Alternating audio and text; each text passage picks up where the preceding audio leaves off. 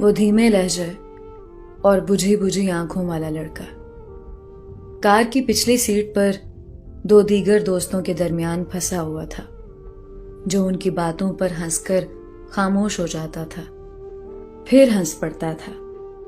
گاڑی چلتے چلتے ایک گلی میں مڑ گئی۔ وہ چونک کر ادھر ادھر دیکھنے لگا۔ یہ ہم کہاں جا رہے ہیں؟ اس نے گاڑی ڈرائیو کرنے والے دوست سے احتیاطاً پوچھا۔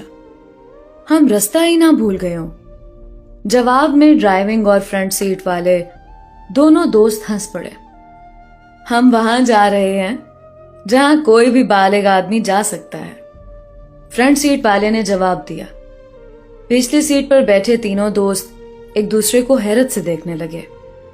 بتا تو دیتے کم از کم، ان میں سے ایک نے کہا۔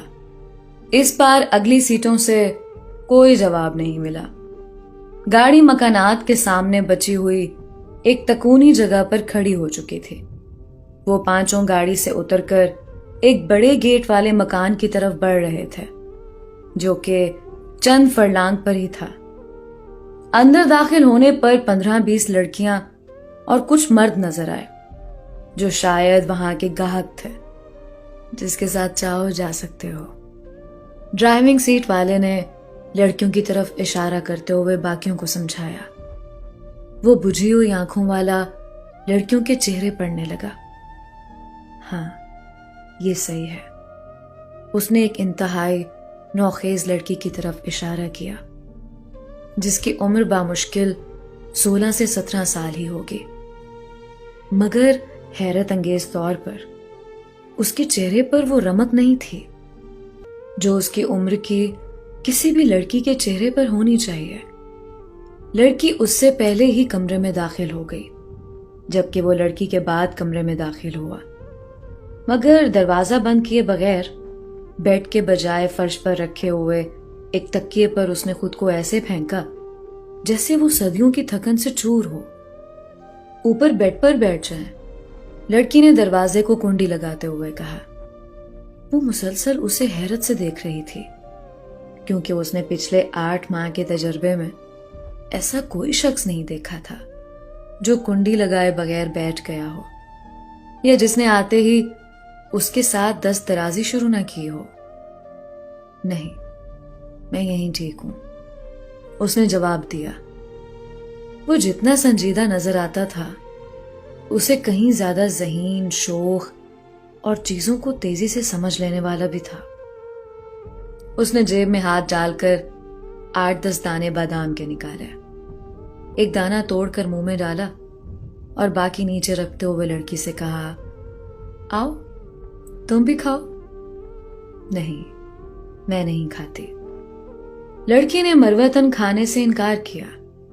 وہ اسے حیرت سے دیکھتے ہوئے سوچ رہی تھی کہ اس آدمی سے کیا کہے اور کیا نہ کہے۔ شاید وہ پاگل تھا، یا پھر شاید وہ کسی جسمانی نقص کا شکار تھا جس سے اس میں کوئی دلچسپی نہیں تھی، مگر اس کی مردانہ وجاہت گواہی دے رہی تھی کہ وہ کسی جنسی نقص کا شکار نہیں ہے۔ آؤ کھاؤ، ویسے بھی زیادہ ہیں۔ اس نے ہلکا سا مسکراتے ہوئے اسے دوبارہ بادام کھانے کی دعوت دی۔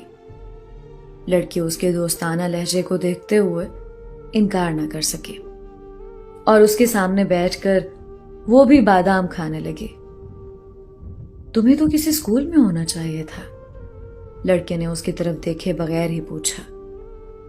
لڑکی بادام ہاتھ میں پکڑے اس کی پیشانی کو گھور رہی تھی۔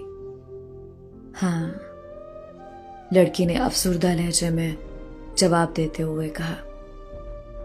تم یہاں کیوں ہو؟ اس نے معصومانہ انداز میں لڑکی سے پوچھا، جس کی آنکھوں میں آنسو تیرنے لگے تھے۔ وہ بلک بلک کر رونے لگی۔ اس سے کوئی جواب نہیں بن پڑ رہا تھا۔ اس نے تھوڑی سے لڑکی کے چہرے کو اوپر اٹھاتے ہوئے کہا، خوبصورت لوگ روتے ہوئے بالکل بھی اچھے نہیں لگتے، اس لیے میں کبھی بھی نہیں روتا۔ اس نے شرارت بھرے لہجے میں اسے حوصلہ دیتے ہوئے سمجھایا۔ ہمارا ایک چھوٹا سا ذاتی مکان ہے جس میں ہم 4 لوگ رہتے ہیں۔ میری ایک چھوٹی بہن ہے کوئی بھائی نہیں ہے. ابو شدید بیمار ہیں. وہی گھر کے واحد کفیل تھے.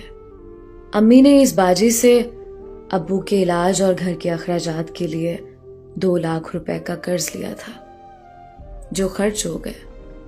اب امی لوگوں کے گھروں میں کام کرتی ہیں اور میں قرض کے بدلے یہاں ہوں. 8 ماہ میں بامشکل 40,000 روپے ہی اترے ہیں. اب کی بار لڑکی کی روتے روتے سسکیاں بند گئی تھیں. اس نے ایک بار پھر جیب میں ہاتھ ڈالا. اس بار چیک بک نکال کر اس پر 3 لاکھ کی رقم درج کی اور سائن کر کے لڑکی کے ہاتھ میں تھما دیا. یہ 3 لاکھ کا چیک ہے. اسے کیش کروا کر قرض اتار دینا اور گھر چلی جانا. باقی ماندہ پیسے گھر کے اخراجات میں استعمال کرنا. ہو سکے تو کسی پرائیویٹ کمپنی میں کوئی چھوٹی موٹی ہاتھ کی محنت کر کے ماں کا ہاتھ بٹانا. لڑکی اسے حیرت اور خوشی سے دیکھ رہی تھی جیسے وہ کوئی حسین خواب دیکھ رہی ہو. اس نے جوتے پہنے، لڑکی کے سر کو شفقت بھرا بوسہ دیا اور بجلی کی سی رفتار سے کنڈی کھول کر باہر نکل گیا. باہر نکلتے ہی اس نے گھر فون کیا جہاں اس کی 15 سالہ اکلوتی بہن بلڈ کینسر سے مرگوزیست کی جنگ لڑ رہی تھی. سامنے اس کے دوست اس کے انتظار میں کھڑے تھے. ہم تمہارے لیے یہاں خجل ہو رہے ہیں، تم نے اتنی دیر کیوں لگا دی؟ کمبخت تم کھاتے کیا ہو؟ رحم، اس نے سوال کرنے والے کو جواب دیا.